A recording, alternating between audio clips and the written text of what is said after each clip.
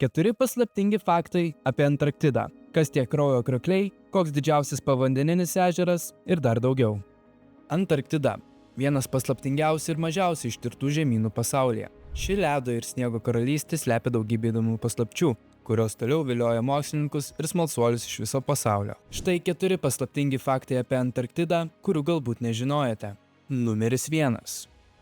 Didžiulis povandeninis ežeras užstingęs lede. Didžioji dalis Antarktidos unikalių gamtos paminklų slypi ledyno apatinėje dalyje.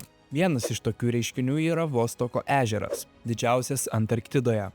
Šis įspūdingas ežeras tyvuliuoja po beveik 4 km storio ledo sluoksniu.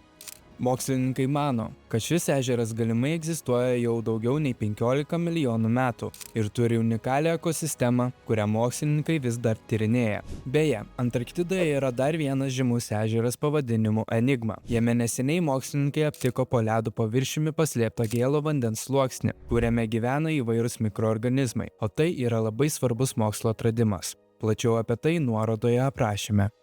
Numeris 2. Paslaptingieji kraujo kriokliai.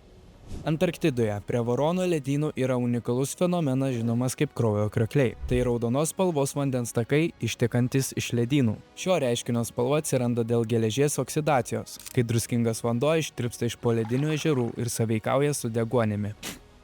Šis paslaptingas reiškinys tyrėjams suteikia galimybę studijuoti gyvybės formas, kurios geba egzistuoti ekstremaliomis sąlygomis. Beje, parašykite komentaruose, ar buvote girdėję apie šios kraujo krioklius. Numeris 3. Antarktidos ledo storis siekia net iki 4,8 km. Antarktidos ledas yra įspūdingai storas, vietomis siekiantis net apie 4,8 km. Šis gigantiškas ledo sluoksnis kaupėsi milijonus metų. Storas ledas dengia įvairias žemyno dalis, bet ypač koncentruotas rytinėje Antarktidos dalyje. Šio ledo masės svarba pasaulyje yra didžiulė, nes jis laiko užšaldytą apie 60% viso pasaulio gėlo vandens rezervą.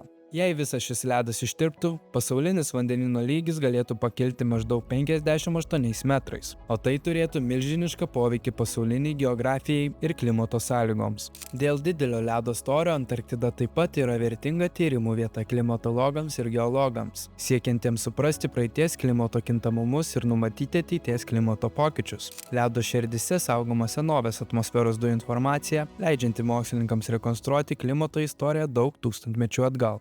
Numeris 4. Antarktidoje yra vykdomi skrydžiai lėktuvu ne tik mokslininkams. Įvairiuose internete prieinamuose šaltiniuose teigiama, jog Antarktidoje yra keletas lėktuvų pakilimų takų, tačiau dėl atšiauraus klimato ir izoliacijos ten vyksta gana ribotas skrydžių skaičius. Skrydžius dažniausiai vykdo mokslinės ekspedicijos ir tyrimų stotis, tokios kaip Makmurdo stotis, kuri turi vieną iš svarbiausių pakilimų takų regione. Šis stotis yra Jungtinių Amerikos valstijų mokslinių tyrimų centras, esantis Antarktidoje. Tai didžiausia žmonių bendruomenė Antarktidoje, kuri vasaros sezono metu gali priimti per 1000 žmonių.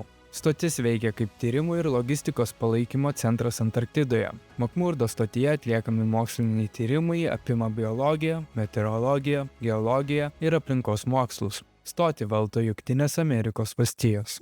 Tęsiant apie skrydžius, nors daug kur rašoma, jog įprastiems turistams skrydžiai į Antarktidą yra neprieinami, mums pavyko rasti vieną kompaniją pavadinimu Antarctic Logistics and Expeditions, kuri iš tiesų skraidina į šią ledo karalystę visus norinčius. Na, už tokį skrydį teks pakloti atitinkamai, net 64 800 JAV dolerių. Antarktida yra tikroji baltosios dykumos žemė, turinti milžinišką mokslinį potencialą. Savo ekstremaliomis sąlygomis ir unikaliomis gamtinėmis savybėmis yra ne tik svarbi moksliniams tyrimams ir pasaulinio klimato suvokimui, bet ir įkvepiantis žmogaus smalsumo ir tyrimų simbolis.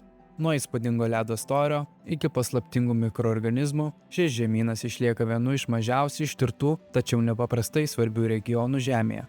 Mūsų supratimas apie Antarktidą nuolat gilėja ir plečiasi, atverdamas naujas galimybės atrasti daugiau apie mūsų planetą ir jos praeitį, o tai turi tiesioginės reikšmės mūsų ateičiai.